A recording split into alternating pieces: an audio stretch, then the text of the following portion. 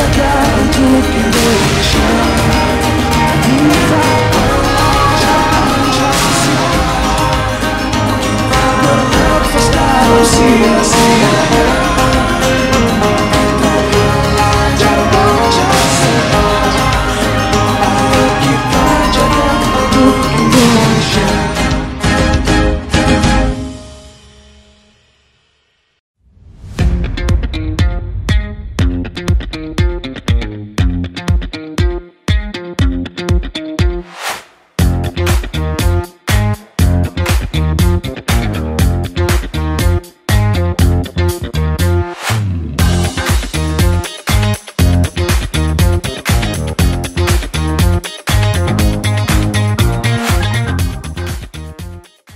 Assalamualaikum warahmatullahi wabarakatuh. Salam sejahtera untuk kita semua. Shalom, Om Swastiastu, Namo Buddhaya, salam kebajikan, rahayu, salam cerdas berkarakter. Dengan sangat semangat, perkenalkan nama saya Antoni Lovendio. Saya selaku moderator untuk tutur berkualitas pada hari ini ingin mengucapkan terima kasih dan selamat datang kepada yang terhormat Bapak Insinyur Hendarman MSc PhD, PLT Kepala Pusat Penguatan Karakter Kementerian Pendidikan Kebudayaan Riset dan Teknologi beserta seluruh jajarannya. Kak Nabila Isma Nur Habibah selaku mahasiswi dan pegiat aksi kemanusiaan dan pendidikan. Kak Ganzer Lana, musisi asal Rotendao, Nusa Tenggara Timur beserta seluruh sahabat karakter yang hadir secara luring maupun secara daring. Terima kasih telah menyempatkan waktunya untuk hadir di acara yang paling ditunggu-tunggu. Apalagi kalau bukan di tutur berkualitas. Dengan tema Merdeka Setara, Indahnya Perbedaan. Tepuk tangan untuk kita semua. Sahabat karakter, untuk mengawali seluruh rangkaian acara pada hari ini, alangkah baiknya jika kita berdoa bersama terlebih dahulu. Agar acara ini selalu diberikan kelancaran dan juga hikmat untuk kedepannya. Kalau begitu, berdoa, kita mulai.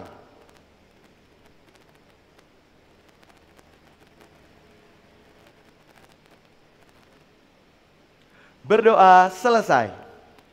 Terima kasih banyak, semoga acara ini penuh diberikan keberkahan dan juga kelancaran ya. Baik, sahabat karakter, selanjutnya kita akan bersama-sama menyanyikan lagu Indonesia Raya. Untuk itu, para hadirin kami mohon untuk berdiri.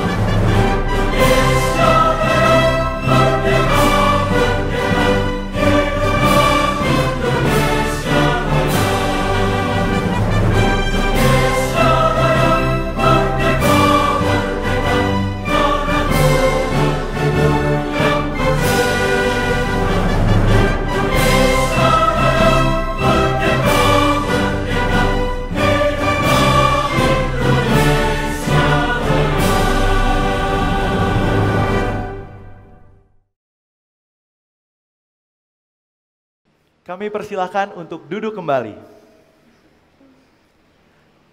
Selanjutnya, mari kita simak sambutan dari PLT Kepala Pusat Penguatan Karakter Kementerian Pendidikan Kebudayaan Riset dan Teknologi. Kami persilahkan Pak Hendarman untuk maju ke depan.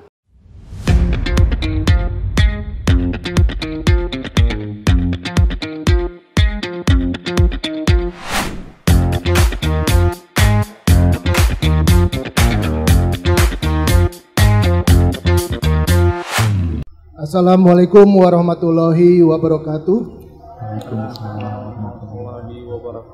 Salam Om Swastiastu, Namo Buddhaya, Rahayu, selamat siang dan salam kebajikan bagi kita semua.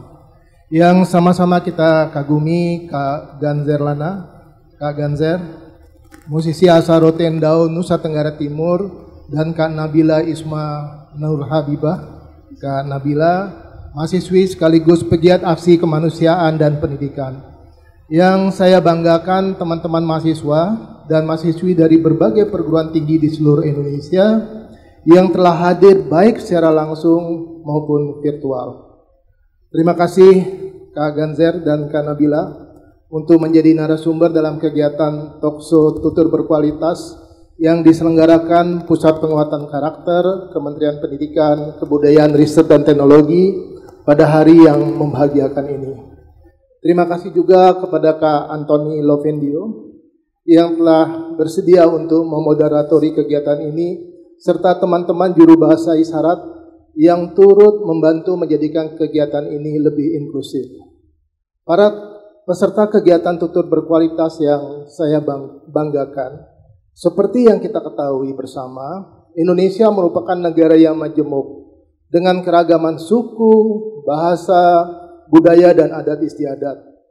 Keragaman tersebut menjadi identitas Indonesia yang menjadikan Indonesia sebuah bangsa yang kuat. Bhinneka Tunggal Ika merupakan semboyan bangsa Indonesia yang berarti berbeda-beda tetap satu jua. Sekarang adalah waktunya bagi kita untuk tidak hanya menjadikannya sebagai semboyan, tetapi sebagai laku hidup kita sehari-hari. Kita harus memperlakukan semua orang dengan setara, menerima dan mencintai keragaman yang ada di sekitar kita. Dalam hal ini, kita bisa belajar dari para pendahulu kita yang telah mengabdikan jiwa dan raganya untuk bangsa Indonesia.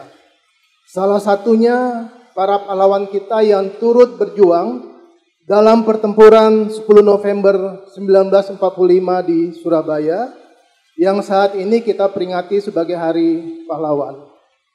Dalam peristiwa bersejarah tersebut, masyarakat Surabaya dengan beragam latar belakang bersatu dan bergerak bersama memperjuangkan kemerdekaan Indonesia. Sebagai generasi penerus, sudah selayaknya dan wajib kita mewarisi semangat tersebut, menjaga persatuan bangsa dengan menghargai dan mencintai keragaman di antara kita. Generasi muda Indonesia saat ini harus menjadi penggerak toleransi, pahlawan yang mendebarkan pesan perdamaian dimanapun berada, yang menjadikan keragaman sebagai kekuatan. Teman-teman semua adalah harapan, sekaligus ujung tombak dari gerakan merajut rasa cinta akan keragaman yang saat ini menjadi salah satu prioritas kami di Kemendikbudristek, khususnya melalui unit Pusat Penguatan Karakter. Kami percaya bahwa Indonesia pada hari ini dan di masa depan akan selalu membutuhkan kaum muda yang menggerakkan toleransi sebagai kekuatan dan bekal kita bersama dalam membangun bangsa dan negara. Untuk itu, saya berharap teman-teman mahasiswa yang hadir dalam kegiatan ini memiliki pola pikir dan sikap toleran, menjunjung tinggi solidaritas dan gotong royong, serta menjadi contoh teladan pelajar Pancasila dengan 6 profil yang terdiri dari beriman, bertakwa kepada Tuhan Yang Maha Esa dan berakhlak mulia, berkebinekaan global, bergotong royong, mandiri, bernalar kritis, dan kreatif. Saya senang sekali melihat antusiasme teman-teman semuanya untuk mengikuti kegiatan tutur berkualitas yang kita laksanakan hari ini untuk membahas lebih lanjut pentingnya perbedaan dan kesetaraan untuk kemajuan Indonesia. Semoga kegiatan ini akan semakin menguatkan keinginan dan tekad kita dalam mewujudkan semboyan Bhinneka Tunggal Ika, menjadi pelajar Pancasila, dan dalam menggerakkan semangat merdeka belajar. Mari kita semua menjadi generasi penerus yang mendorong kemajuan bangsa. Sekian dari saya, salam sehat selalu, salam cerdas berkarakter, terima kasih. Wassalamualaikum warahmatullahi wabarakatuh. Shalom, Om Santi, Santi Om, Namo Buddhaya, Rahayu.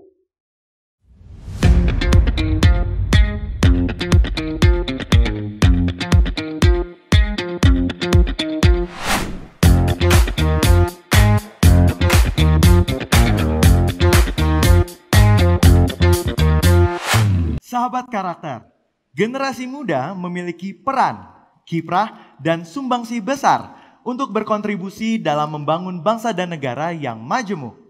Oleh karena itu, pembelajaran tentang toleransi dan keanekaragaman merupakan hal yang penting untuk memberikan pemahaman tentang nilai-nilai multikultural. Generasi muda Indonesia perlu ditunjang dengan adanya kesadaran dan wawasan terkait pentingnya merawat keragaman agar mereka bisa menjadi pahlawan dan penggerak toleransi untuk bangsa kita yang multikultural. Sahabat karakter, kegiatan tutur berkualitas ini diselenggarakan oleh Pusat Penguatan Karakter Kemendikbudristek dalam rangka memperingati Hari Pahlawan yang diperingati setiap tanggal 10 November dan membahas lebih lanjut terkait pentingnya sosok generasi penerus dalam menjaga kebinekaan dan inklusivitas yang menjadi bekal kemajuan bangsa Indonesia. Acara ini diselenggarakan secara bauran atau hybrid dan diikuti oleh teman-teman mahasiswa yang bergabung secara langsung hadir di Bandung dan bergabung secara daring dan akan ditayangkan melalui kanal YouTube Cerdas Berkarakter Kemdikbud RI. Sahabat karakter juga bisa loh turut mengunggah keseruan kegiatan tutur berkualitas dalam media sosial kalian lewat Instastory Instagram dengan tag akun @cerdasberkarakter.kemdikbudri dan sematkan tagar hashtag bersama cintai keragaman dan hashtag merdeka beragam setara. Nah, kalau tadi di awal kita udah lihat penampilan spesial dari Kak Ganzer Lana nih ya, dan kali ini nggak cuma sekedar penampilan doang, karena kita bakalan ngobrol-ngobrol juga sama Kak Ganzer Lana dan juga narasumber kita yang lain. Untuk itu, buat sahabat karakter yang penasaran, saatnya kita masuk ke Tutur Berkualitas Talk Show. Narasumber yang pertama, kami mengundang Kakak Nabila Isma Nur Habibah, mahasiswi dan pegiat aksi kemanusiaan dan pendidikan yang saat ini aktif sebagai mahasiswi di Universitas Padjadjaran, Bandung. Pendiri Metamorfosa_IND, Kepala Bidang Kemanusiaan Jabar Bergerak Zilenial, Staf Alumni Affairs Alsa LC4 tahun 2021, pewara puncak acara 16 Hari Anti Kekerasan Terhadap Perempuan Kemendikbudristek Republik Indonesia, dan Asoka Young Changemaker tahun 2021. Oke, Kak Nabila, gimana kabarnya Kak? Baik, alhamdulillah. Baik, alhamdulillah. Kabarnya sehat ya berarti ya, sehat. Oke, sahabat karakter, di depan kita udah ada narasumber yang luar biasa banget. Tapi sesuai janji Antoni nggak mungkin cuma ngasih satu narasumber nih. Antoni akan datengin 2 narasumber. Kalau begitu, langsung saja kami mengundang Kakak Ganzer Lana yang merupakan musisi asal Rotendao, Nusa Tenggara Timur. Kak Ganzer pernah bermain instrumental sasando untuk Bapak Insinyur Haji Joko Widodo dan Bapak Presiden Filipina di Istana Negara Republik Indonesia, Bogor tahun 2022. Tur budaya Indonesia di Jerman bersama dengan Purwacaraka dan Indonesian Ethnic Ensemble di Messe Frankfurt, Jerman. Menjadi bintang tamu pada konser talenta muda musik Bhinneka Tunggal Ika di Istana Negara Republik Indonesia. Oke, Kak Ganzer, gimana kabarnya Kak? Baik ya, Antoni juga baik di sini. Oke, kalau gitu sahabat karakter, di depan kita udah ada 2 narasumber dengan background yang berbeda tapi punya segudang prestasi yang luar biasa. Nah, karena di depan kita udah ada 2 narasumber yang hebat-hebat nih. Yuk, kita sama-sama simak perbincangan dengan para narasumber yang tentunya akan sangat menarik dan bermanfaat untuk sahabat karakter semuanya. Dan selama sesi talk show berlangsung, sahabat karakter dapat mempersiapkan pertanyaan sesuai dengan tema dan pada sesi tanya jawab nanti, sahabat karakter yang hadir secara luring bisa langsung mengangkat tangannya untuk bertanya ke narasumber yang ada di depan ya. Dan bagi narasumber dan bagi peserta yang hadir secara daring bisa langsung bertanya di kolom Q&A dengan format pertanyaan nama kamu, nama narasumber yang dituju, pertanyaan. Dan nanti akan kita pilih pertanyaan yang sesuai dan akan kita tanyakan langsung ke narasumber. Oke, kalau gitu kita mulai dulu dari yang paling cantik di sini ya, Kak Nabila. Iya, karena aku sama Kak Ganzer kan ganteng ya sebutannya Kak ya. Ganteng maksimal kita mah ya.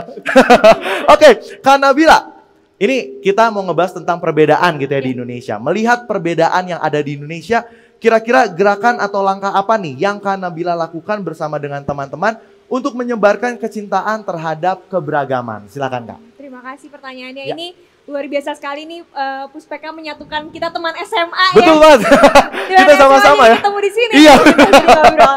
Bener ya kita bener ya. Iya, kalau Oke. bicara keberagaman itu selalu jadi topik yang menarik ya. Selalu, Benar-benar apalagi Indonesia yang benar-benar kaya Benar banget. Benar. budayanya, tradisinya, Yes, semuanya benar-benar kaya Yap, gitu. bener banget. Jadi kalau bicara keberagaman pasti selalu jadi topik yang bisa dibahas dimanapun Iya, dan benar kapanpun. banget, benar. Nah, kalau tadi tentang keberagaman sebenarnya tadi mungkin Kak Ganzer menunjukkan betapa indahnya budaya Indonesia Oh, ya yes, dengan of course, melalui benar. musik gitu ya, keberagaman benar banget, benar banget, melalui benar banget. budayanya. Nah, tapi kalau saya sendiri sebenarnya tertarik untuk bicara keberagaman tentang bagaimana sih karakter-karakter anak-anak di Indonesia yang ternyata juga beragam gitu. Jadi kalau gimana kita tuh, Kak, bicara karakternya? beragam, nggak cuma tentang budaya, Yes, nggak cuma benar. tentang tradisi dan lain-lain, tapi juga ada keberagaman berpikir, Keberagaman berpikir ada ya. keberagaman sifat, karakter yang bisa kita temui di Indonesia gitu kan. Oke. Nah, memang menarik sekali ketika dulu awal mula pertama kali sadar betapa adanya perbedaan di antara kita adalah waktu SMP. Jadi waktu SMP itu di sekolahku itu ada anak-anak yang mendapatkan stigma sebagai anak-anak yang ya kita bisa kata istimewa lah ya. Oh iya, istimewa. Anak-anak bener. yang suka berekspresi tapi kadang melanggar aturan dan Oh, lain sebagainya. iya, Jadi iya, biasanya iya, bergabung-gabung di komunitas-komunitas. Mungkin teman-teman yang di Bandung pasti tahu deh, nggak asing ya kalau kota Bandung tuh ramai banget sama komunitas-komunitas remaja. Benar banget. Nah, kadangkala kan memang nggak semua orang, semua pihak bisa menerima perbedaan itu. Betul banget. Kadang dicapnya sebagai anak yang membuat kesalahan, anak-anak yang ya mungkin dicap stigma nakal dan segala macam. Nah, tapi saat itu saya sadar ternyata, oh mereka melakukan itu karena mereka punya perbedaan dalam cara menyampaikan mengekspresikan emosinya. Iya, benar. Mereka tuh orang yang sebenarnya cerdas, orang-orang yang sebenarnya anak-anak yang sebenarnya kreatif, tapi memang tidak diberikan wadah untuk mengekspresikan dirinya. Jadinya lahirlah empati saya untuk membuat sebuah gerakan yang namanya aksi CDF. Aksi CDF. CDF ini adalah istilahnya kita bisa bilang bantuan untuk teman sebaya ketika kita melihat teman kita mendapatkan terindikasi memiliki masalah atau apa segala macamnya. CDF ini adalah 4 langkah. Apa aja nih Kak? C-nya cari tahu, dedekati, empati, dan forum. Jadi memang dulu tujuan utamanya adalah membantu teman-teman yang istimewa ini untuk mereka juga perlu loh mendapatkan empati dari kita. Mereka juga perlu loh mendapatkan sarana untuk mereka bisa mengekspresikan diri. Karena kadang memang lingkungan tidak menerima mereka gitu kan. Iya benar. Nah, aksi CDF ini awal mulanya seperti itu untuk membantu teman-teman istimewa ini. Jadi dulu benar-benar melihat bagaimana perkembangannya dari yang disisihkan gitu ya dari komunitas di lingkungan sekolah karena stigma itu. Tapi akhirnya mereka bisa berkembang, ada yang jadi musisi, ada yang jadi aktor dan lain sebagainya. Dan itu kan ternyata kita sadar ya bahwa memang keberagaman itu berbagai macam modelnya. Dan disebabkannya juga berbagai macam gitu ya. Ada yang memang mereka ini unik karena memang mereka mengalami sebuah perjalanan hidup yang berbeda dari kita. Benar. Nah, itu yang harus kita sadari bahwa perbedaan-perbedaan itu harus kita terima dan kita juga harus cari tahu kenapa ini bisa terjadi. Dan bukannya dijauhi, tapi malah kita memberikan mereka ruang untuk bisa bersama-sama hidup akur di dalam lingkungan kayak gitu.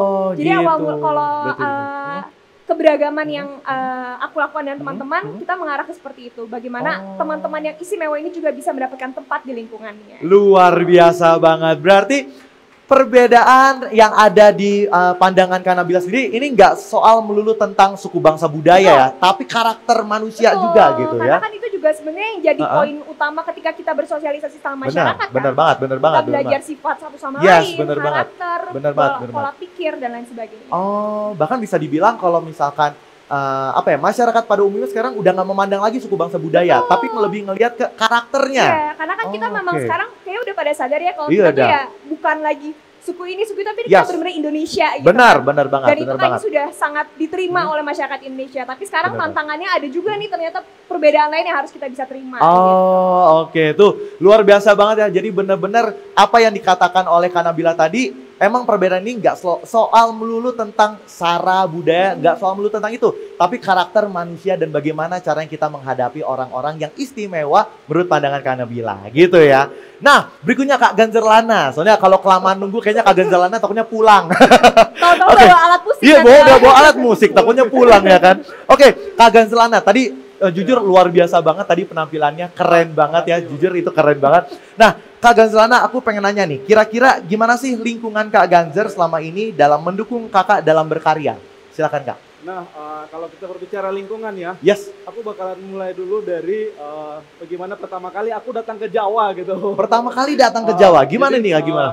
Awalnya itu aku pengen kuliah di salah satu universitas di Yogyakarta, Yes, di Institut Seni Indonesia Yogyakarta. Oke, Situ saya pengen ambil jurusan musik sebenarnya. pengen jurusan musik? Oke. Oke. Musik barat, konteksnya musik barat. Musik gitu. barat, Nah, oke. Karena saat itu memang saya belum mengenal tentang budaya. Oh, oke. Padahal tinggal saya itu memang di kampung, tapi saya tidak begitu mengenal tentang budaya gitu. Oh, oke. Akhirnya setelah di Jogja, saya melihat banyak budaya yang ada di Institut Seni Indonesia Yogyakarta ini. Apa aja nih Kak, kalau boleh tahu? Semua budaya itu ada di sana. Semua? Oh. Iya. Dan dari situ saya mengambil keputusan untuk belajar sasando dan menempuh di Institut Seni Indonesia Jakarta jurusan etnomusikologi. Oh, akhirnya di situ ya. Oke. Akhirnya saya kuliah di etnomusikologi dan dari situlah sehingga saya mendapatkan lingkungan yang mendukung saya untuk berkarya, untuk berinovasi dengan budaya yang ada di Indonesia. Gitu. Salah satunya yang saya inovasi itu adalah sasando rock. Sasando rock. Wah, ini baru tahu, jujur ini saya baru tahu. Sasando rock bisa dibikin rock.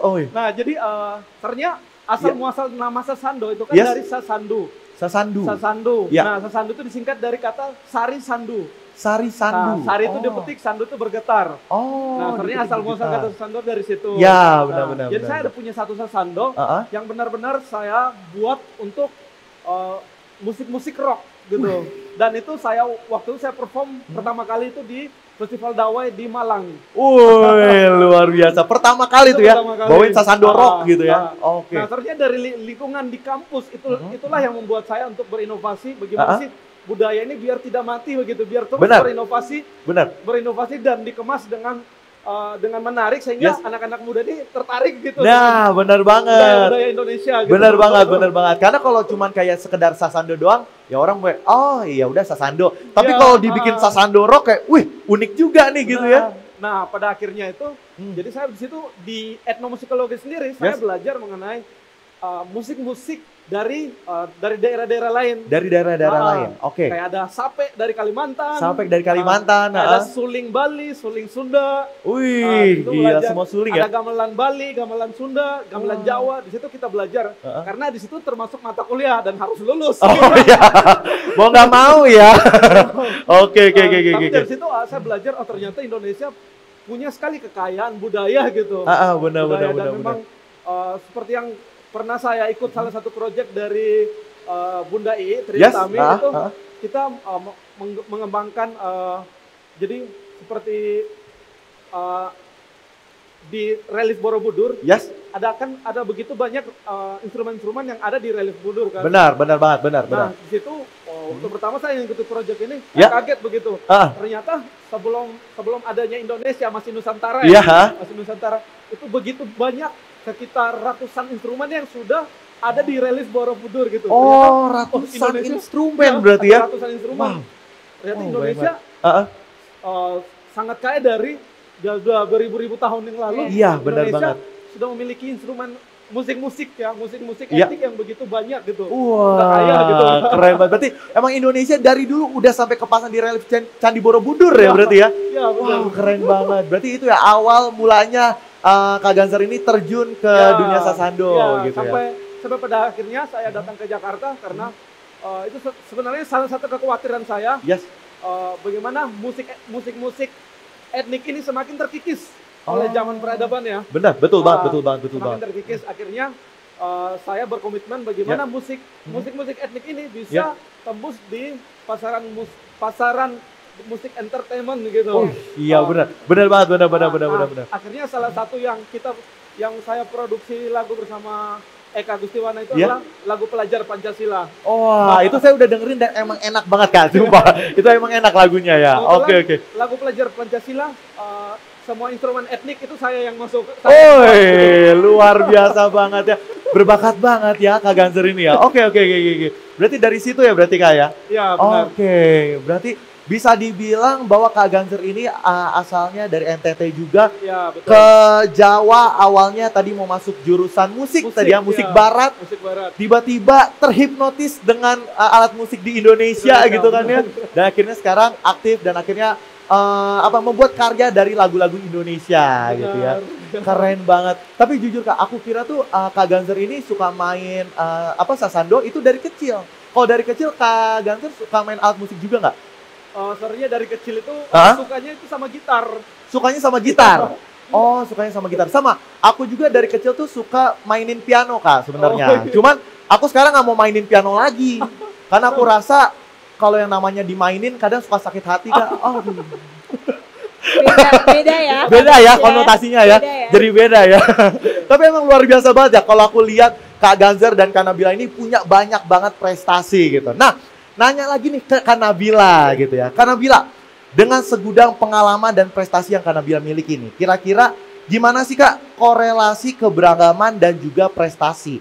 Apakah bisa sangat mendukung atau tidak atau bagaimana? Dan kira-kira apa nih sikap yang perlu diambil oleh generasi muda? Kadang kita suka berpikir kalau kita bicara keberagaman itu ya semuanya tentang perbedaan gitu ya. Benar banget. Padahal menurut aku keberagaman itu bukan tentang perbedaan yang kita tunjukkan, tapi tentang keunikan apa yang kita punya masing-masing. Nah, benar banget. Keberagaman itu tentang kita semua tuh punya keunikan yang berbeda-beda dan itu yang menjadi beragam ya gitu. Bukan tentang ini berbeda, bukan, tapi tentang keunikan apa yang kita punya. Nah, kalau ditanya apa sih korelasi sama prestasi, jelas itu korelasi ya. Karena keberagaman itu, keunikan-keunikan yang kita punya itu akhirnya bisa membawa kita untuk mencapai sebuah pencapaian. Kalau misalnya kita sadar bahwa setiap orang ini ada keunikannya masing-masing. Ada yang jago alat musik kayak Kak Gezel, ada yang mungkin teman-teman yang di sini ada yang jagonya di berorganisasi misalnya, atau ini ada yang jurusan teknik, ada yang jurusan segala macam, itu kan keunikan yang setiap orang punya. Dan ketika kita sadar keunikan itu masing-masing, itu pasti akan membuat kita jadi terdorong untuk mengembangkan keunikan kita dan menjadi sebuah prestasi yang bisa kita raih. Iya, benar banget. Dan itu yang harus kita banggakan bahwa kita semua tuh punya keunikan yang berbeda-beda. Bayangin gak sih kalau kita semua jago nyanyi? Oh iya, benar. Nanti timnya Kak Ganzer nggak laku dong. Iya, timnya Kak Ganzer jago nyanyi ya. Bener juga, bener. Ada keunikan yang berbeda-beda itu akhirnya aku nih yang tidak bisa melakukan tidak bisa menggunakan alat musik jadi menikmati penampilan yang ditampilkan kan. Benar. Kalau misalnya kita berbeda-beda seperti itu, akhirnya kita bisa memunculkan keunikan kita masing-masing dan itu bisa dikembangkan jadi apa yang kita raih untuk diri kita sendiri dan juga bermanfaat untuk orang-orang lain. Kalau kita sama semua kan nanti malah jadinya ya justru mungkin jadi kisruh justru. Benar. Semuanya pengen nyanyi, nggak ada yang. Benar. Kalau semuanya jagonya, semuanya pengen nyanyi kan, nggak ada yang diem karena semuanya jago nyanyi. Benar. Jadi gitu, justru prestasi itu memang sangat ditentukan sama keberagaman yang kita punya. Akhirnya kita bisa bersaing di kompetisi, akhirnya kita bisa berprestasi di bidang atau mungkin organisasi. Ini kan pasti mahasiswa yang datang sini berorganisasi dong semuanya. Benar. Kita kan di organisasi juga belajar tentang adanya perbedaan berpikir. Nanti kita juga belajar adanya dinamika perbedaan sifat karakter satu sama lain. Kalau kita nggak bisa nerima itu pasti di organisasi jatuhnya jadi berantem. Benar kan? banget. Tapi justru itu yang membuat kita jadi belajar. Oh gimana sih caranya kita ketika ada perbedaan pandangan di satu program acara misalnya di kampus, tapi kita bisa cari titik tengahnya di mana. Nah, betul kan? banget. Atau misalnya ini ternyata sifatnya anggota aku sebagai ketua punya sifat anggota yang seperti ini. Akhirnya kan kita jadi belajar, oh ternyata cara menangani anggota yang seperti ini harus seperti apa. Ya, dan perbedaan-perbedaan itu yang akhirnya membawa kita jadi belajar, menentukan belajar untuk bagaimana caranya memposisikan diri, belajar caranya menghargai orang, dan pasti akan membuat sebuah pencapaian untuk kita kalau kita memang bisa menerima itu. Benar banget, luar biasa banget ya. Boleh tepuk tangan dulu dong. Jawabannya luar biasa banget ya. Jadi bisa diibaratkan bahwa perbedaan itu seperti ini ya kan, seperti sebuah band. Betul. Ada yang main drum, ada yang main gitar, ada yang main bass, ada yang nyanyi. Betul, saling melengkapi kan? Saling melengkapi ya, karena meskipun berbeda-beda, tapi ketika mereka bermain bersama semuanya jadi indah. Betul. Seperti itu. Jadi perbedaan itu seperti sebuah band diibaratkan ya. Nah, lanjut lagi nih ke Kak Ganzer. Kita masih mau kepo lagi nih sama Kak Ganzer. Kak Ganzer ini kan memilih alat musik tradisional ya, sebagai spesialisasi Kak Ganzer dalam berkarya. Kira-kira ada nggak pesan persatuan yang ingin disampaikan melalui karya-karya kakak tersebut? Silakan Kak. Kalau mengenai pesan persatuan dari karya-karya saya, betul. Nah sebenarnya dari yang saya tampilkan ini pun sudah menyatakan ini sebuah persatuan gitu. Indonesia memiliki banyak sekali budaya, betul, banyak sekali alam begitu. Nah, jadi di dalam karya-karya saya ini saya selalu membuat karya-karya yang bagaimana menjadi karakter saya sendiri. Betul. Nah, sehingga di setiap karya-karya saya itu harus selalu ada instrumen-instrumen etnik seperti sasando, sape, dan suling Bali. Itu ciri khas saya. Harus selalu ada berarti ya? Setiap dalam performance saya itu selalu ada 3 instrumen itu. Karena berawal dari cinta saya terhadap 3 instrumen ini. Iya. Ketika saya mendengar dan memainkan ini, saya terasa seperti terbawa angin ya. Terbawa angin gitu kan ya. Oke. Nah sebenarnya itulah jadi di dalam karya-karya saya itu saya selalu menyatukan sebuah persatuan di dalam musik-musik Indonesia. Betul sekali. Itu sebenarnya pesan persatuan yang selalu yang pengen kakak sampaikan ya. Selalu saya sampaikan gitu. Oke, luar biasa. Ketika saya perform di luar negeri pun, ya waktu itu saya perform di salah satu kampus di Taiwan. Itu di situ saya ada perform beberapa instrumen yang mengatakan Indonesia ini punya banyak budaya ini. Iya. Terus juga saya pernah buat salah satu lagu di masa pandemi itu, judulnya Asa Ibu Pertiwi. Harapan Ibu Pertiwi. Dan itu sampai saat ini tuh dipakai sama teman-teman di luar negeri untuk presentasi di kuliah-kuliah mereka. Wah, luar biasa. Tepuk tangan dulu dong. Keren banget ya. Wih, keren. Oke. Waktu itu ada 59 instrumen etnik Indonesia. 59 instrumen etnik dari hampir dari semua provinsi. Gila. Ini berarti bisa dibilang ini tuh kayak yang apa ya? Kayak mencampurkan seluruh instrumen yang ada di Indonesia menjadi sebuah lagu. Berarti itu luar biasa berarti kayak. Wah, keren banget. Wih, keren banget. Emang kalau ngomongin seputar musik sama Kak Ganzer ini nggak pernah habisnya. Karena bisa dibilang musiknya ini jenius gitu. Bisa menggabungkan musik-musik yang menurut kita, ini kayaknya nggak mungkin masuk. Tapi kok bisa masuk gitu kan ya. Betul. Bener banget. Jadi itu pesan yang pengen disampaikan sama Kak Ganzer ya. Nah Kak, tapi aku pengen nanya lagi. Ada nggak sih Kak tantangan atau kesulitan nih yang Kak Ganzer hadapin ketika mengkombinasikan seluruh lagu-lagu dari berbagai macam suku bangsa budaya tersebut Kak? Kalau kesulitannya sih mungkin dulu dulu baru awal-awal belajar gitu, itu sangat mengalami kesulitan sih. Sangat mengalami kesulitan ya? Karena yang pertama waktu itu saya belum paham betul tentang bagaimana memproduksi sebuah karya begitu, yang enak didengar dan nyaman di telinga gitu. Benar banget.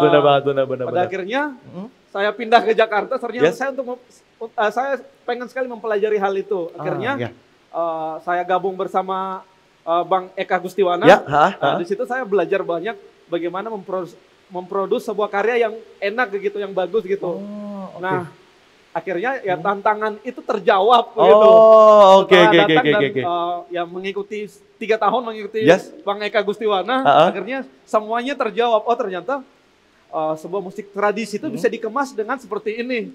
Bisa dikemas dengan seperti ini, bisa masuk musik-musik pop, musik-musik EDM.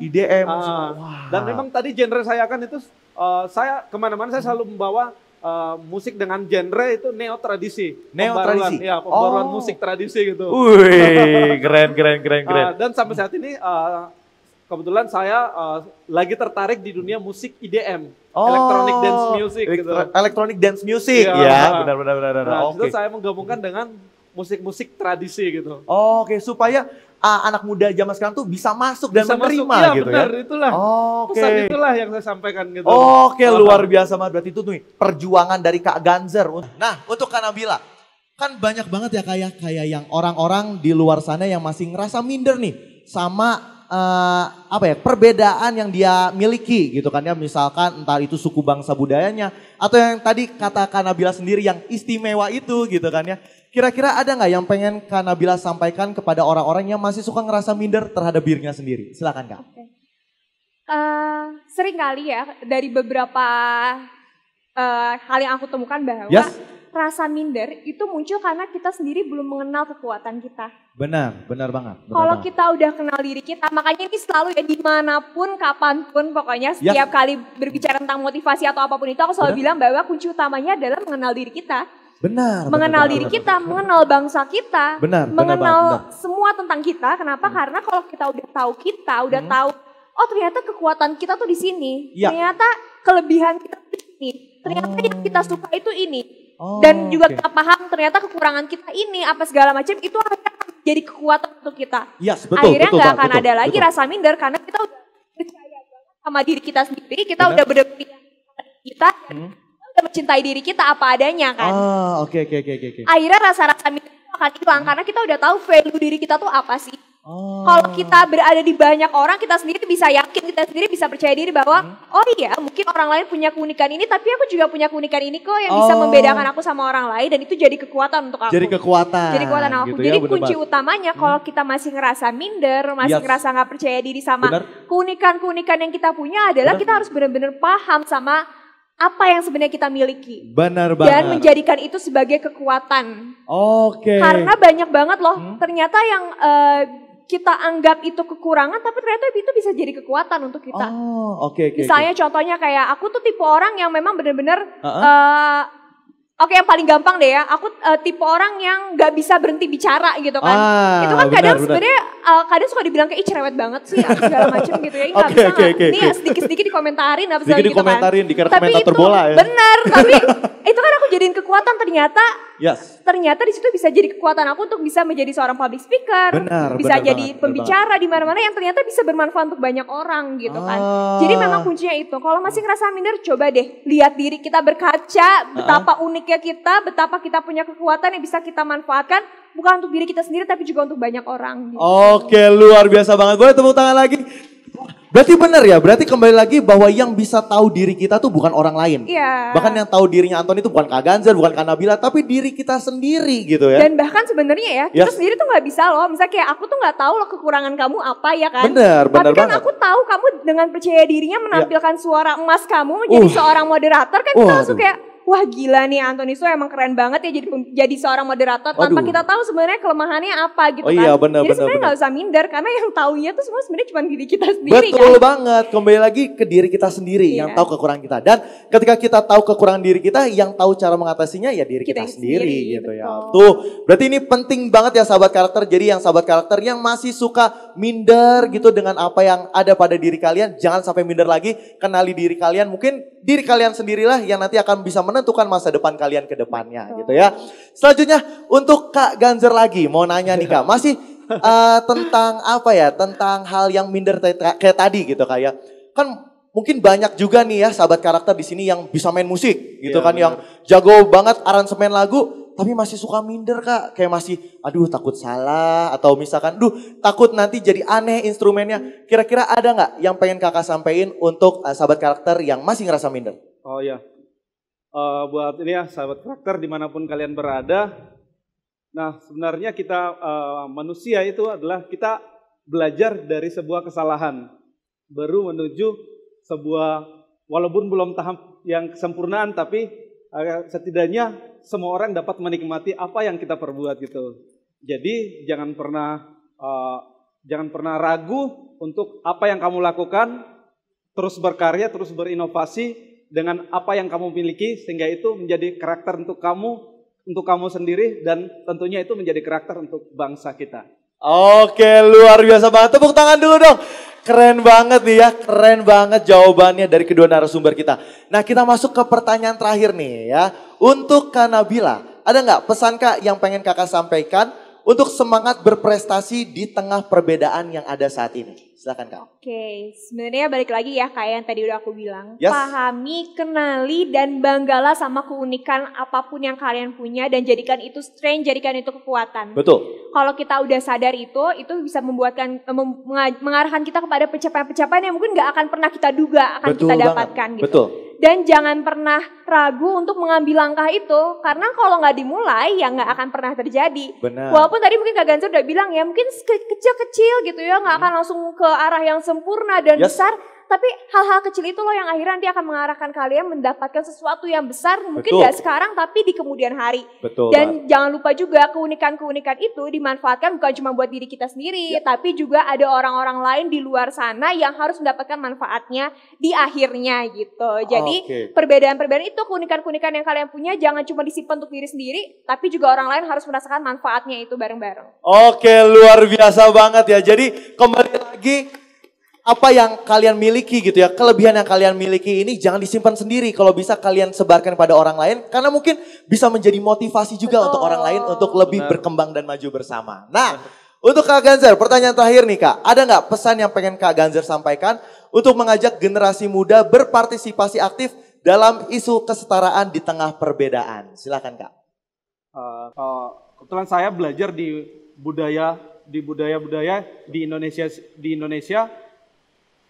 Jadi pesan saya adalah dimanapun teman-teman berada, jauhilah isu-isu perbedaan yang menghancurkan kelompok-kelompok kita, tapi berpeganglah teguh pada keyakinan bahwa kita adalah Indonesia, kita adalah kaum muda yang berkarakter cerdas, dan tentunya Indonesia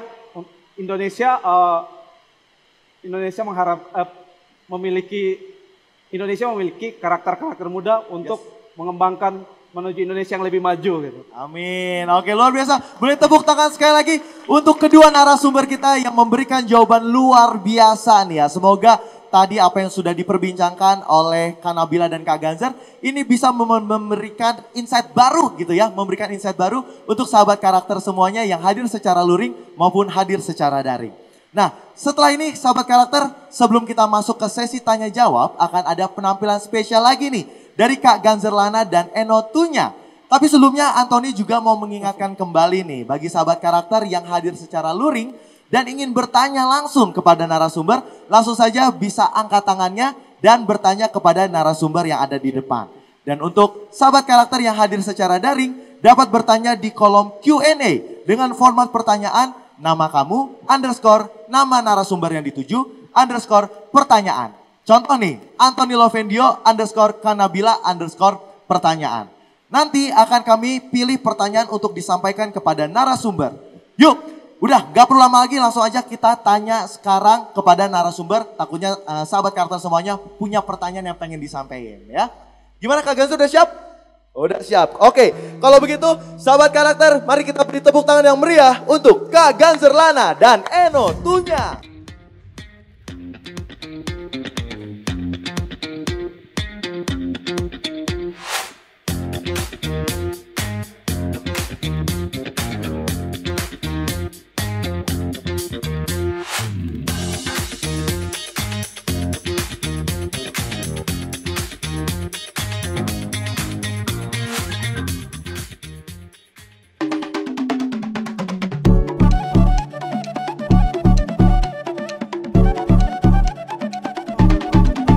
Ragam-ragam doang gosip-sita di hitam manusia. Marasing-asing doang go pangi doang diganuk-ganuk jolma. Hamoraun hagabeo nasangapon nido dilului na neva. Dina deva asal matar barita go warna tahe.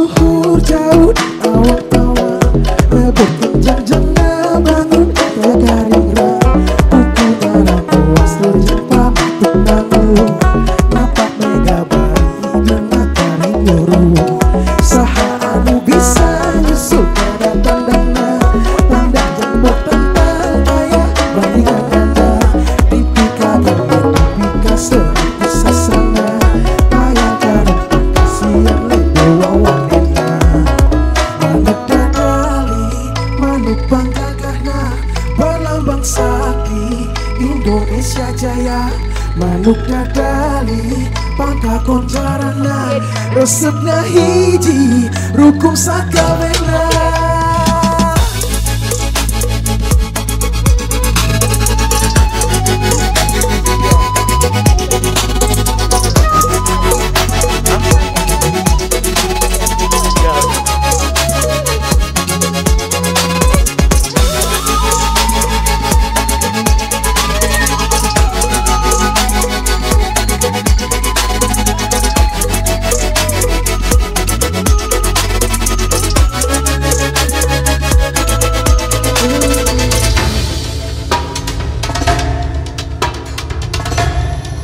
Kota baru gunungnya Bamega, Bamega umbat menampur di Salakarang, umbat menampur di Salakarang. Bertemu lawanlah Adinda, Adinda iman di dada rasa melayang, iman di dada rasa melayang. Kota baru gunungnya Bamega, Bamega umbat menampur di Salakarang, umbat menampur di Salakarang.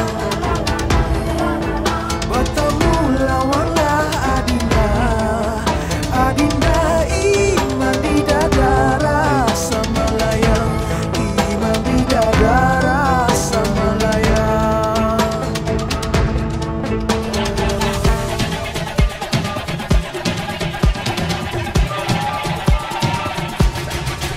Hey!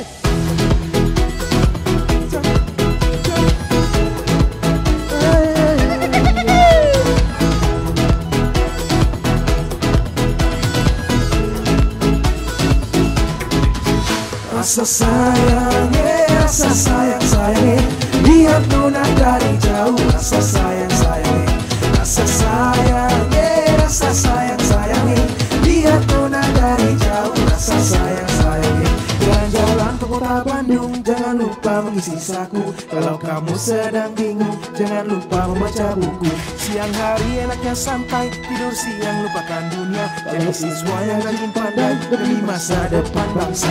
Rasa sayang, rasa sayang sayang, lihat nona dari jauh, rasa sayang sayang, rasa sayang, rasa sayang sayang, lihat nona dari jauh, rasa sayang sayang. Oke, luar biasa banget. Waduh, emang luar biasa banget ya Kak Ganzerlana dan juga Enotunya. Penampilannya emang keren banget ya. Ini Kak Ganzer, tadi kalau Anthony lihat nih, tadi tuh ada 4 lagu berarti Kak ya? Iya benar. 4 lagu di medley berarti ya. Ada Alusi Au, Manuk Dadali, Paris Barantai sama Rasa Sayange. Iya benar. Benar, luar biasa banget ya. Dan ternyata apa ya, Anthony yang selama ini mikir bahwa kayaknya nggak mungkin deh lagu daerah digabungin. Ternyata kalau lagu daerah berbagai macam instrumen digabungin jadi satu lagu yang enak banget ya. Luar biasa banget. Sama halnya dengan perbedaan kita. Kalau gitu sekali lagi beri tepuk tangan dulu dong untuk Kak Ganzerlana dan Kak Enotunya. Keren banget. Oke, sahabat karakter, kita akan masuk pada sesi yang paling ditunggu-tunggu. Apalagi kalau bukan di sesi tanya jawab. Dan kita akan membuka 3 termin dan di setiap terminnya akan ada 2 pertanyaan yang akan kita tanyakan kepada kedua narasumber. Mungkin kita bisa langsung mulai dari pertanyaan yang dari daring. Oke, ini pertanyaannya bisa dibilang cukup panjang ya. Bagaimana cara kita nih menyatukan keberagaman suku di Indonesia untuk tetap menyatu sebagai bangsa. Bangsa Indonesia. Tentang kadang kadang kita seringkali merasa terpecah karena berita hoax. Oke, gimana tuh Kak cara untuk menghadapinya? Wah, ini berita hoax tuh kayaknya udah jadi masalah yang benar-benar memisahkan kita ya. Benar banget, selalu ada ya kalau hoax tuh. Beberapa tahun kebelakang tuh kayaknya dipicu sedikit isu apa aja langsung kayaknya tersulut dan akhirnya menjadi perdebatan benar, gitu ya. Benar banget. Dan ini yang menjadi isu yang emang harus kita perhatikan, apalagi kita mahasiswa nih ya, akademisi yang memang istilahnya kita berpendidikan terpelajar harus benar-benar paham bagaimana bahayanya hoax ini dan menghindari yang namanya hoax ini. Mungkin, nah ini kebetulan juga, jadi aku tuh sekarang kuliah di Fakultas Hukum Unpad kan ya. Oke, siap. Dan ngambil kekhususannya adalah cyber law. Karena memang ternyata dunia maya, dunia digital itu sekarang bisa sebermanfaat itu tapi juga bisa seberbahaya itu gitu kan. Iya benar banget, benar banget. Bicara tentang hoax ini yang memang beberapa tahun kebelakang sering banget jadi isu. Kayaknya kalau lihat presentase datanya, isu hoax ini banyak banget muncul di dunia digital dan jadi masalah gitu ya. Dan itu nggak bisa dihindari karena maksudnya orang berpendapat sebagaimana juga itu nggak bisa kita batasi kan. Betul. Berita muncul sebagaimana cepatnya itu juga nggak bisa dibatasi gitu betul ya. Betul banget, betul. Cepet banget, aku benar-benar ngerasain bagaimana berita media tuh secara digital tuh benar-benar cepet banget. Cepet naiknya, cepet turunnya, cepet berubahnya dan lain sebagainya. Jadi kuncinya adalah ada di kita yang memang harus bisa cerdas-cerdas. Benar. Harus benar-benar bisa bijak ketika kita menerima informasi. Makanya kenapa literasi penting banget. Kenapa literasi digital penting banget?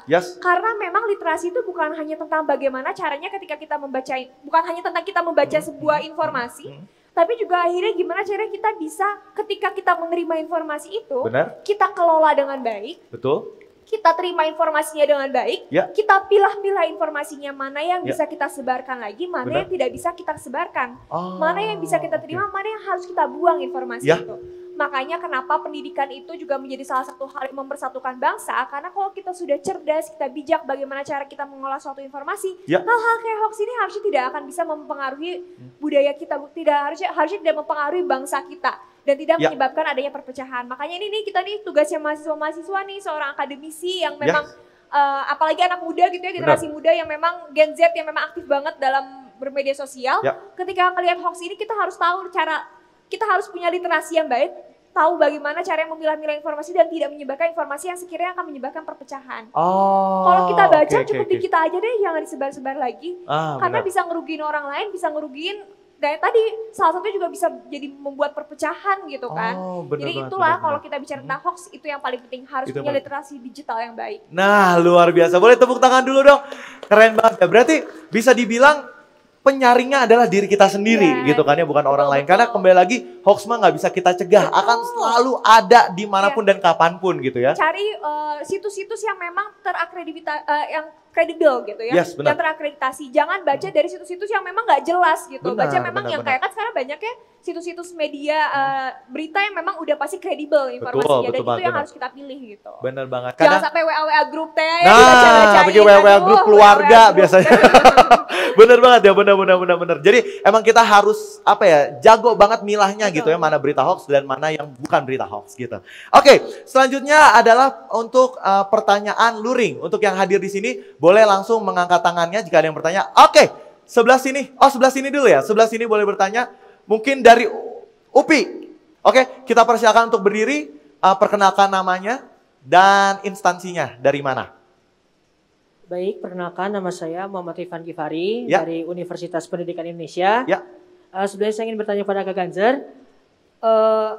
Kak Ganzer, saya sudah melihat penampilan Kak Ganzer sangat luar biasa dan tadi terlihat dari CV-nya pengalamannya main ke mana-mana gitu Kak Ganzer, sangat luar biasa. Yang ingin saya tanyakan, apa sih yang menjadi pembeda musik Indonesia dengan musik luar gitu? Sehingga kita generasi muda ini bisa memaksimalkan musik Indonesia dan tidak kalah juga dengan musik luar. Mungkin seperti itu. Terima kasih. Oke, terima kasih banyak. Jadi apa nih perbedaan dari musik Indonesia dan juga musik luar? Silakan Kak Ganzer. Nah, ketika kita berbicara mengenai musik, tadi namanya siapa sih? Maaf. Rifan ya namanya. Oke. Oh ya, sebelumnya terima kasih ya buat pertanyaannya. Ketika kita berbicara mengenai musik, itu sangat luas ya musik itu. Tapi Sebenarnya musik itu memiliki jenis-jenis gitu, musik itu. Ada musik barat dan ada musik timur. Betul. Nah, musik timur ini itu baru saja ditemukan karena terjadinya perbandingan musik gitu. Karena saat itu orang-orang barat selalu mereka memikirkan kalau musik barat itu lebih bagus gitu. Padahal kan musik di timur itu sangat banyak dan sangat kaya gitu. Tuh. Akhirnya lahirlah musik perbandingan dan sampai saat inilah dinamakan etnomusikologi. Nah, sebenarnya itu musik perbandingan, bagaimana kita mempelajari musik itu lahir di masyarakatnya itu karena apa gitu. Jadi kan ada banyak cerita gitu. Misalnya Sasando lahir ke Pulau Rote itu karena apa? Nah, ternyata Sasando ini kan lahir karena salah satu media untuk berdoa kepada Yang Maha Kuasa gitu. Nah, itulah yang membedakan musik-musik kita dengan musik-musik kita dengan musik-musik barat gitu. Kayaknya ada perbedaan gitu. Tapi di zaman saat ini seharusnya kita sudah lebih terima ya musik apapun itu. Dan memang menurut saya saat ini adalah zaman kolaborasi ya. Jadi musik apapun itu harus kita terima. Tetapi kita harus punya dasar dulu. Musik apa yang pengen kita pelajari dulu. Ketika saya sudah menguasai Sasando, saya mau masuk ke musik-musik apapun, itu bakalan mempermudah saya gitu. Dan tentunya saya tidak boleh menolak gitu musik apapun itu. Saya harus mempelajari kayak musik dangdut. Musik dangdut ini ciri khas Indonesia. Musik jazz tidak ada nuansa musik dung kayak gitu di musik jazz itu nggak ada gitu. Iya. Jadi setiap musik itu memiliki karakter masing-masing. Jadi kita pun tidak bisa jangan kita membedakan, musik ini lebih enak. Tapi musik itu memiliki karakter masing-masing dan penggemar pun masing-masing gitu. Dan seperti yang kita lihat di Indonesia saat ini, musik dangdut merajalela gitu. Siapapun dan dulu kan selama saya belajar di ISI Jogja, selalu mengagung-agungkan musik barat gitu. Yeah. Musik klasik, musik jazz gitu. Padahal ketika dengar musik dangdut, badannya langsung kayak gini nih. Otomatis jadi kenyal badannya, bisa goyang-goyangnya. Iya. Dan memang perbedaan salah satu perbedaan musik Indonesia itu ada pada tangga nadanya ya, scale-nya gitu. Ketika kita dengar tang dang dang dang dang. Nah, itu pun kita bisa menyebut itu dari Jawa gitu. Dari Sunda maupun dari Jogja atau Solo gitu. Kalau nah itu dari Bali tuh sudah pasti gitu. Ketika kita dengar musik ada cello, ada violin, ada viola, ada orkes. Nah, itulah musik barat gitu. Ada gitar, ada drum, itu musik barat. Nah, itulah sebenarnya perbedaan pada karakter musik itu sendiri. Dan tentunya pada instrumen juga. Iya.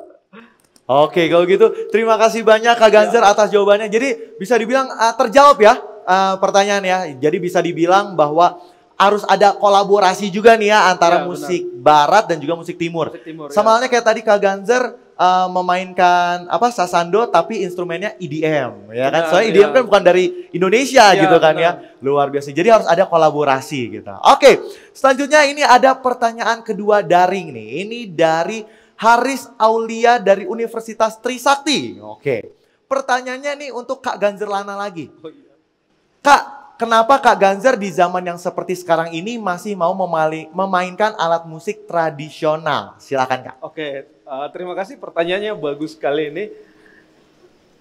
Kenapa saya masih mempertahankan musik tradisional itu sendiri ya? Ya sebenarnya ini sudah seharusnya saya sebagai penerus leluhur saya, yang dimana mereka meninggalkan sebuah emas yang begitu indah, sebuah musik-musik yang begitu indah. Apakah saya harus membuangnya? Tentunya tidak. Saya pasti akan mengemas dan akan mempertahankan dan akan menginovasikan sehingga musik-musik etnik, musik-musik tradisional itu bisa dikenal ke seluruh penjuru dunia.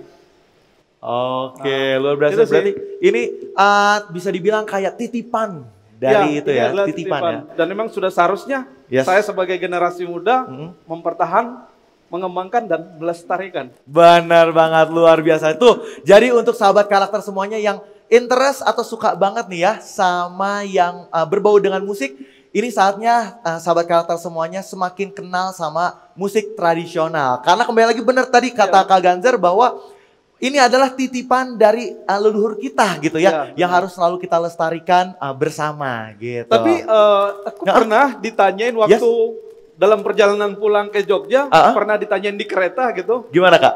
Kamu kuliahnya apa? Oh saya jawab, saya jurusan etnomusikologi di ISI Jogja.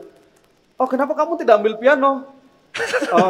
Maksudnya gimana? Karena ibu-ibu kan. Iya. Kebetulan dia pianis. Iya, pianis. Kan musik tradisi itu nggak ada pasarnya gitu. Di situ saya jawab, ya ibu, memang saat ini musik tradisi belum ada pasar, tapi dengan hal itulah yang membangkit saya untuk bagaimana musik-musik tradisi ini bisa memiliki pasar sendiri. Betul banget. Nah, ya seperti kita lihat kayak Korea, dia memiliki pasar yang sampai saat ini ya satu dunia tahu gitu. Benar. K-pop itu pasti semuanya tahu gitu. Pasti banyak yang penggemar di sini. Iya, BTS gitu ya. Oke. Nah, sebenarnya ini lagi diusahakan sama kelompok kita juga bagaimana musik tradisi ini bisa menjadi sebuah wadah ya. Wadah bagaimana untuk musik tradisi itu bisa diangkat sebagai ke dalam dunia entertainment begitu. Oke, benar. Kayak misalkan di AMI Award juga musik-musik sendiri diberi penghargaan musik dangdut, musik musik jazz, dan kenapa tidak gitu musik etnik Indonesia dibuat juga seperti itu ya. Waduh, benar banget. Ya tentunya pasti musik-musik etnik sendiri bakalan berkembang gitu. Betul. Di masyarakat sendiri begitu. Betul banget. Kayaknya kalau ada awards seputar musik tradisional, kayaknya Kak Ganzer udah ngantri kayaknya pialanya ya. Kayaknya udah paling banyak gitu Kak Ganzer ya. Oke, kalau gitu kita lanjut ke pertanyaan keempat nih. Berarti ini akan nanya pertanyaan luring nih ya. Mungkin ada yang ingin bertanya, boleh? Di sini silakan Mbak yang pakai kerudung, baris kedua. Silakan. Assalamualaikum warahmatullahi wabarakatuh. Selamat siang semuanya. Siang. Izin bertanya kepada Kak Nabila. Ya. Seperti yang sudah disampaikan tadi bahwa Indonesia tidak hanya memiliki keberagaman suku dan budaya saja, tetapi juga memiliki keberagaman karakter. Nah, bagaimana sih memberikan kesadaran sedikitnya kepada lingkungan sekitar kita bahwa Indonesia itu memiliki keberagaman karakter dan kita harus menghargai itu, supaya stigma yang tidak baik seperti yang dicontohkan tadi tidak lagi terjadi. Terima kasih. Oke, gimana nih Kak caranya nih Kak? Oke, terima kasih ya, pertanyaan ini menarik banget ya. Bagaimana sih caranya memang perbedaan karakter itu yang bisa kita terima gitu ya di lingkungan sekitar kita.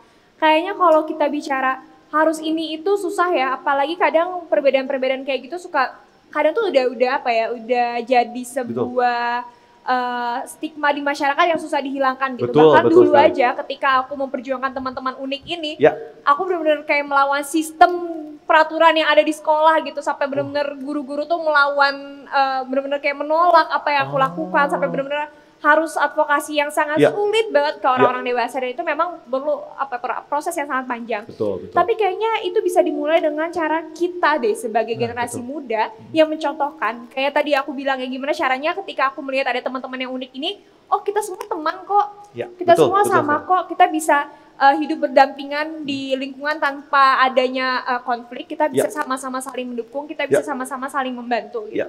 Jadi yang paling utama adalah mulai dari diri kita sendiri untuk menularkan itu di lingkungan sekitar kita. Karena kalau ini pengalaman aku ya, dulu memaksakan merubah pemikiran kolot, istilah pemikiran orang-orang yang sudah lebih terdahulu itu pasti akan susah ya, karena itu udah karakter yang cukup panjang dan memang akan susah untuk didorong, apalagi sama kita yang masih muda gitu. Tapi kita sebagai generasi muda bisa mulai untuk berubah itu dengan diri kita sendiri, menularkan ke orang-orang di sekitar kita. Karena mungkin masa lalu udah terjadi, tapi kita bisa menciptakan masa depan yang lebih baik lagi. Dari mulai diri kita sendiri itu, makanya sekarang coba mulai ketika berteman jangan lagi melihat oh yang ini karakternya begini ya, itu karakternya begitu segala macam. Aku pernah, dulu kan aku dulu aku atlet panahan. Iya. Terus pelatih aku pernah ngomong gini, jangan pernah membenci orang, tapi kalau mau membenci sifatnya. Jadi jangan pernah ketika kita sedang bertanding gitu ya, dulu konteksnya waktu bertanding, jangan sampai karena misalnya ada kompetisi segala macam kita jadi ngebenci, enggak, karena konteksnya bukan orang yang harus kita benci, tapi mungkin sifatnya atau karakternya gitu. Artinya benci di sini maksudnya kita tolak gitu ya. Kita tolak, betul. Tapi bukan berarti kita memusuhi orangnya, karena sebenarnya ada juga loh kebaikan-kebaikan yang bisa kita terima gitu. Pasti. Itu memang akhirnya kunci utamanya toleransi itu sih. Aku sering banget bicara di mana-mana, dan memang dulu juga sama teman-teman diskusi ya, kayak apa sih kuncinya? Ya kuncinya cuma satu, seberapa tinggi sih level kompromi kita bisa memahami orang lain. Dan itu memang yang harus kita tanamkan sebagai anak muda, kompromi kita sama orang lain gitu. Jadi jangan benci orangnya, tapi benci sifatnya, tapi tetap harus berteman gitu. Seberapa tinggi kompromi kita terhadap orang lain ya. Tuh, berarti gimana? Sudah menjawab pertanyaannya? Oke, kalau begitu ya memang berarti bisa dibilang bahwa kita ini benar kata Nabila tadi, bahwa kita ini nggak boleh ngebenci orang ya. Karena meskipun dia punya sifat seperti ini, seperti itu, cuma kan pasti ada aja kebaikan dari diri dia gitu ya. Gak mungkin gak ada gitu. Oke, itu ya luar biasa banget jawabannya. Kalau gitu sekarang kita akan bertanya kembali untuk pertanyaan dari daring lagi nih. Ada dari Bima Yuda dari Akademi Televisi Indonesia. Ini pertanyaan untuk Kak Nabila.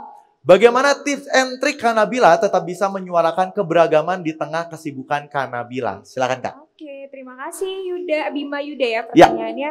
Itu sebenarnya balik lagi ya. Kadang mungkin yang paling utama adalah dengan kitanya sendiri memberikan contoh untuk lingkungan kita sekitar gitu. Kayak misalnya ketika ya tadi ya melalui aksi yang aku lakukan gitu, aku memberikan contoh bahwa kita bisa nerima loh teman-teman yang berbeda gitu. Dan memang itu kayaknya yang paling efektif, karena kan apalagi ketika kita bicara kayak gini belum tentu semua orang benar-benar menyimakkan. Tapi kalau kita mencontohkan sesuatu, orang-orang itu akan benar-benar melihat contoh itu dan pasti akan akan terdorong untuk melakukan hal yang sama. Betul. Jadi contoh yang bisa kita lakukan adalah kalau kita memang apalagi kalau kita memang tidak punya wadah atau kesempatan untuk bersuara, kayak gitu kan alhamdulillahnya memang Kemdikbud menyediakan wadah seperti ini, kita bisa bersuara ada aku, Kak Ganzer yang bisa menyuarakan hal-hal keberagaman seperti ini. Tapi untuk orang-orang yang tidak punya wadah itu kan bisa memulai dari bagaimana memberikan contoh itu. Karena kan memang ya kita tahu ya di agama aku pun diajarkan bahwa contoh atau teladan itu adalah hal yang paling utama bisa mengajarkan orang lain gitu. Nah, kita juga bisa memulai menebarkan tentang keberagaman ini dari kita memberikan contoh itu kepada orang-orang di sekitar kita. Jadi dimulai kembali lagi ke yang tadi, dimulai dari diri kita sendiri dulu ya. Mencontohkan itu. Mencontohkan itu, jangan nunggu orang lain karena menunggu itu kadang sakit ya. Jadi terus diri. Jadi agak galau ya. Tapi benar, kalau kita nunggu orang lain, kalau misalnya orang lainnya nggak action ya nggak akan ada yang namanya menerima keberagaman, itu nggak akan ada. Harus ada yang mulai, dan yang mulai adalah harus diri kita sendiri. Luar biasa banget ya, semoga terjawab juga. Selanjutnya tadi kita udah ada 3 termin nih, sekarang kita buka termin keempat ya. Kalau gitu kita akan masuk ke pertanyaan dari daring nih berarti. Ini ada penanya dari Septi, dari Universitas Mercu Buana. Pertanyaan untuk Kak Ganzer, selain sasando, suka dan bisa alat musik tradisional apa lagi nih? Wah, silakan Kak. Oke, terima kasih buat pertanyaannya. Jadi selain sasando, hampir semua instrumen etnik di Indonesia saya bisa memainkan gitu.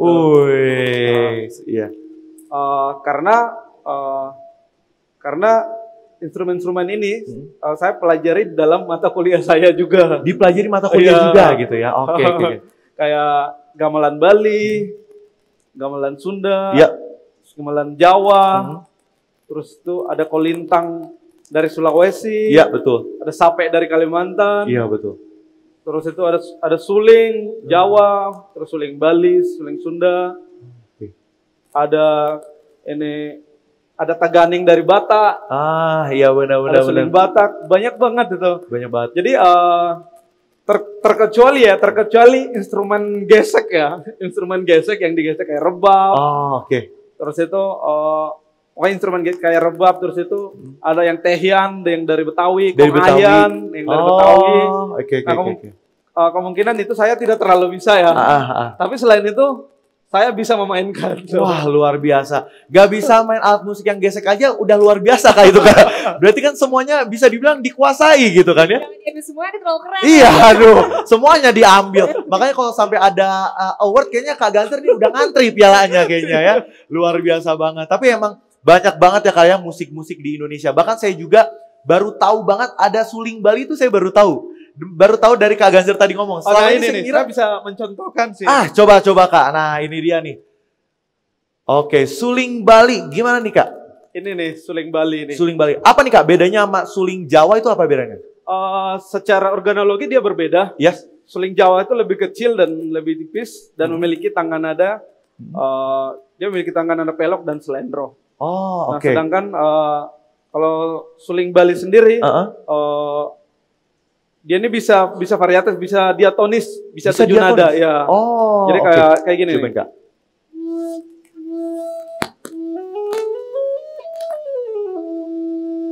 Nah, diatonis gitu.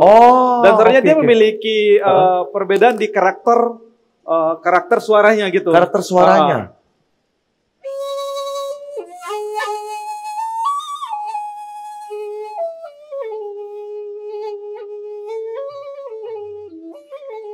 Keren banget ya.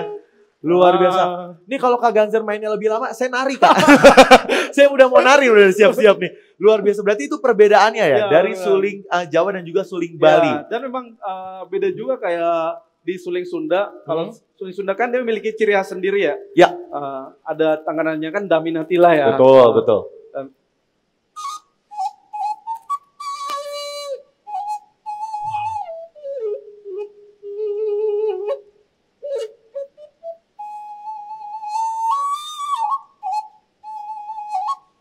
Wah, tepuk tangan dulu dong. Keren banget. Bawaannya jadi pengen pesan ini sambal lalap. Tapi bener kalau Sunda, kalau misalkan Bali itu kayak enak banget Kak. Luar biasa. Berarti bisa dibilang suling ini bisa bisa memainkan berbagai macam nada gitu ya berarti Kak ya. Benar, ya. Oh, luar biasa. Sudah diatonis dia. Diatonis berarti ya. Oke, luar biasa banget. Berarti bisa dibilang sudah menjawab ya pertanyaan tadi ya. Nah, berikutnya kita akan membuka pertanyaan untuk yang luring sekarang. Mungkin ada yang pengen bertanya dari beda alma mater mungkin. Nah, paling belakang yang pakai alma mater warna ungu. Silakan Teh. Oke, boleh berdiri silakan Teh. Oke, silakan sebutkan nama dan juga asal kampusnya. Sebelumnya perkenalkan nama saya Niputri Daliarni dari Politeknik Piksi Ganesha. Di sini saya bertanya kepada Kak Nabila mengenai kan tadi udah dibilang bahwa perkembangan teknologi itu bisa mempengaruhi kebudayaan. Nah, gimana sih cara kita menyikapi modernisasi yang cukup pesat gitu perkembangannya. Sedangkan yang saya lihat berbicara soal volunteer, yang saya lihat mereka ini fokus kepada pengembangan terhadap masyarakat-masyarakat yang berada di daerah terpencil untuk mengenalkan mungkin sebagian besar teknologi digital terutama untuk mereka. Lalu bagaimana? Saya nggak tahu ya, volunteer ini mengenalkan juga kepada masyarakat-masyarakat kota soal kebudayaan, karena yang saya lihat di sini kebudayaan itu sudah sangat memudar, terutama di kalangan masyarakat-masyarakat kota yang mungkin lebih banyak terkontaminasi oleh modernisasi. Contohnya saja kita lihat bahwa brand-brand produk lokal bahkan memakai brand ambasadornya itu dari luar gitu.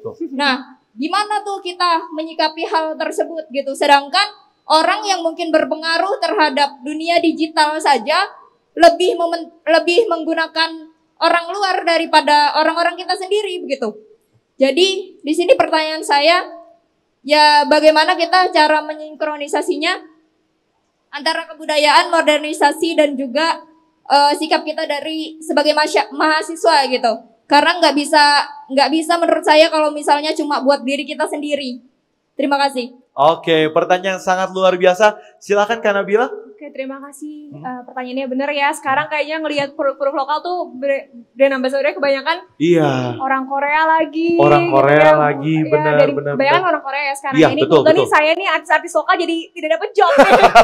Saya juga jadi nggak ada nih masalahnya. Kan? Saya jadi mau biasanya aku ngisi waktu juga untuk syuting-syuting iklan kan. Betul, sekarang rasanya kok iklannya semua orang Korea ya.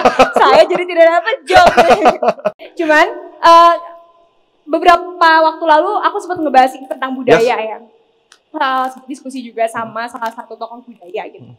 Kalau kita bicara budaya, kadang tuh yang kita pikirkan budaya itu apa yang kita lihat ya. Benar. Baju adat, mungkin kalau sudah ada ikat gitu benar. Atau mungkin kayak tadi penampilan yang Kak Ganzer tunjukkan dengan alat musik dan lain sebagainya. Tapi apa sih sebenarnya arti dari budaya itu sendiri? Kadang itu yang harus kita ingat. Kadang kita lupa, budaya itu kayaknya apa yang kita lihat aja gitu ya. Banyak orang yang pakai ikat segala macam, tapi ternyata nilai-nilai budayanya sendiri nggak digunakan. Contohnya toleransi ya, kan kadang ada juga ya orang-orang yang memang sama satu suku tertentu kuat, tapi habis itu jadi merendahkan suku lain. Gitu. Padahal kan budaya tuh nggak seperti itu. Kalau kita bicara budaya itu kan apa yang mengakar di suatu wilayah, apa yang mengakar di suatu bangsa, apa yang menjadi nilai yang dianut oleh masyarakatnya, yang akhirnya membangun bangsa tersebut dan menjadi membedakannya dengan bangsa lain. Kalau kita lihat definisi budaya dari para ahli kan sebenarnya bisa disimpulkan seperti itu. Ya.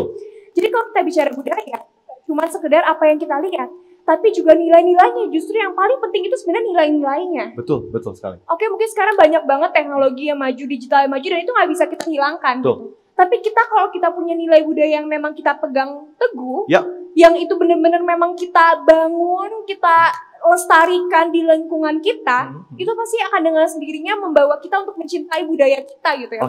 Budaya Indonesia itu apa sih yang sebenarnya jadi budaya Indonesia? Gotong royong, musyawarah, toleransi, itu kan sebenarnya budaya Indonesia yang sebenarnya. Berarti kan intinya memang Indonesia tuh budaya itu seperti itu dari dulu tuh, makanya kita bisa jadi satu bangsa yang kuat sekarang. Jadi kalau mau bicara gimana supaya nggak terkikis sama modernisasi, kuncinya adalah paham dulu apa sih budaya itu.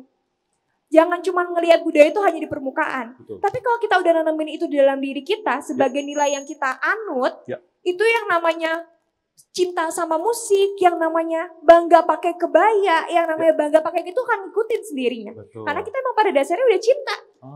Kita pada dasarnya udah menanamkan itu di dalam diri kita.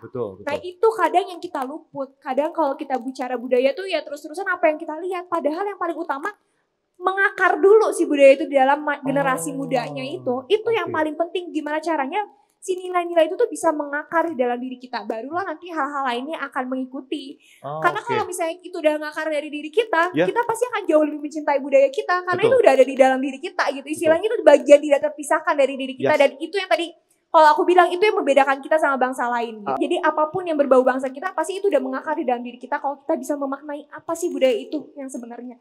Tugas kita nih sebagai generasi muda, coba jangan terus-terusan mengkaji tentang isu-isu politik dan lain sebagainya, tapi juga kaji tentang budaya itu seperti apa sih, gitu. Karena aku juga dulu mungkin seperti itu ya, yang aku pikir tuh kayak, wah kita harus memajukan bangsa melalui kebijakan begini-begini. Tapi ternyata kuncinya tuh ada di gimana kita mencintai bangsa kita loh. Gitu. Dan itu yang kadang kita suka luput.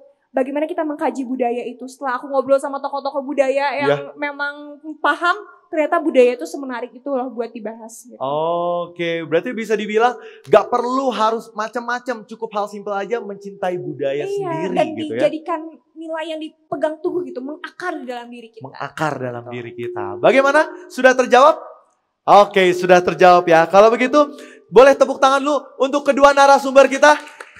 Luar biasa sekali jawabannya. Semoga jawaban dari narasumber tadi kita bisa memuaskan rasa ingin tahu dari sahabat karakter semuanya. Dan tidak terasa kita sudah sampai di penghujung talk show hari ini.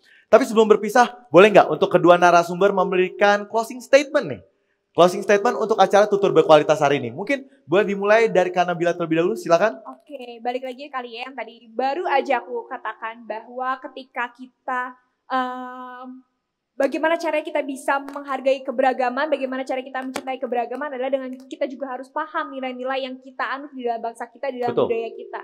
ketika kita memahami itu, ketika kita mencintai itu, pasti dengan sendirinya keberagaman itu akan menjadi sebuah hal yang kita cintai dan tumbuh berdampingan bersama kita, bersama-sama di lingkungan masyarakat ini. Jadi jangan lupa untuk dimulai dari diri sendiri, memahami keunikan kita, menghargai keunikan kita, dan jangan lupa juga untuk menghargai keunikan orang-orang lain di sekitar kita, dan kita bersama-sama keunikan-keunikan yang berbeda itu hidup berdampingan dan menjadi kekuatan kita di Indonesia. Luar biasa, Wak. Tepuk tangan dulu dong. Dan terakhir closing statement dari Kak Ganzer, silakan. Budaya itu adalah hasil pemikiran setiap manusia. Budaya di Indonesia sendiri lahir bersama nilai-nilai histori yang sangat tinggi. Dan sudah seharusnya kita harus menjunjung tinggi nilai-nilai itu. Karena bukan suatu yang sebentar nilai-nilai itu dipertahankan oleh para leluhur kita. Maka dari itu kita harus melihat juga dari nilai-nilai yang sudah ditanamkan dari leluhur kita hingga saat ini. Oke, berarti itu boleh tepuk tangan dulu untuk kedua narasumber kita. Closing statement yang sangat luar biasa dan pastinya mengingatkan kita akan seberapa pentingnya perbedaan yang ada di Indonesia. Dan sahabat karakter, tidak terasa sudah 2 jam lamanya nih kita bergabung dalam acara Tutur Berkualitas dengan tema Merdeka Setara, Indahnya Perbedaan yang dipersembahkan oleh Pusat Penguatan Karakter Kemendikbudristek. Membentuk generasi muda yang setia dalam menjaga toleransi dalam kehidupan multikultural Indonesia merupakan realisasi dari upaya mewujudkan profil pelajar Pancasila yang menjadi tujuan dari gerakan Merdeka Belajar. Oleh karena itu, sangat penting sosok generasi penerus selalu menjaga kebinekaan dan inklusivitas yang menjadi bekal kemajuan bangsa Indonesia. Mari kita satukan tekad bersama untuk mewujudkan merdeka beragam setara dengan bersama cintai keragaman untuk Indonesia merdeka belajar. Di penghujung acara Tutur Berkualitas kali ini kita akan kembali menyaksikan penampilan spesial dari Kak Ganzer Lana dan Eno Tunya. Terakhir, kami ucapkan terima kasih kepada PLT Kepala Puspeka Kemendikbudristek beserta jajaran narasumber dan sahabat karakter atas partisipasinya.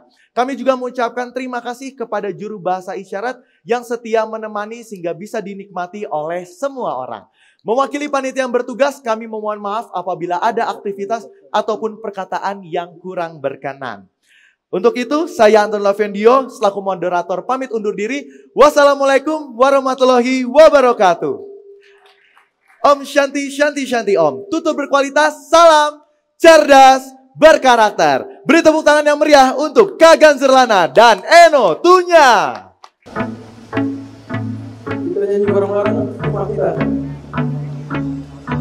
Hanya bilik bambu tempat tinggal kita, tanpa hiasan, tanpa lukisan, beratap jerami, beralaskan tanah. Namun semua itu kita, memang semua itu milik kita sendiri.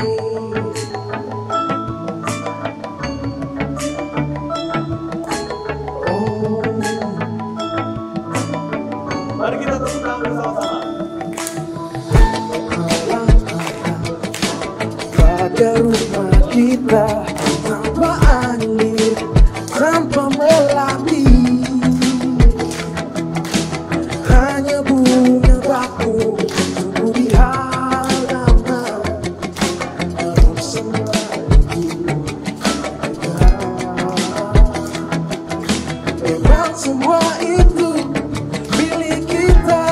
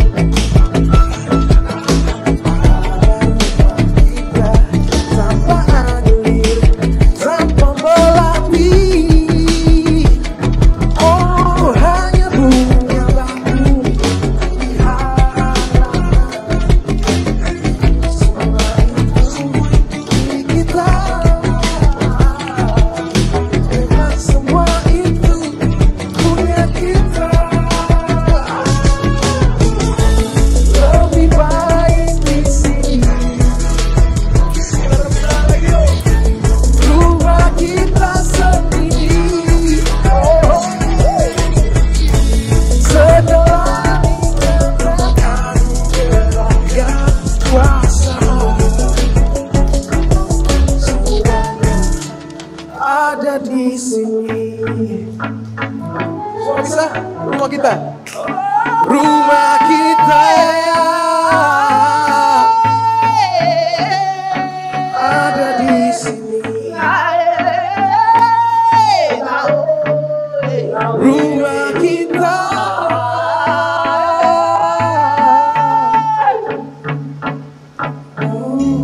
haruskah beranjak ke tempat yang penuh dengan banyak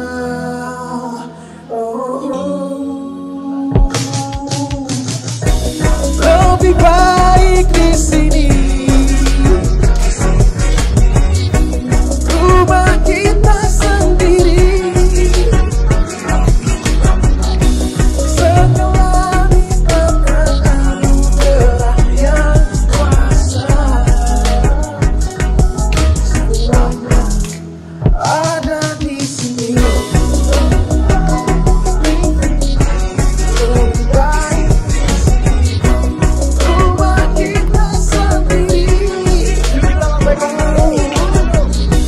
Setelah dikatakan anugerah yang kuasa, semuanya ada di sini.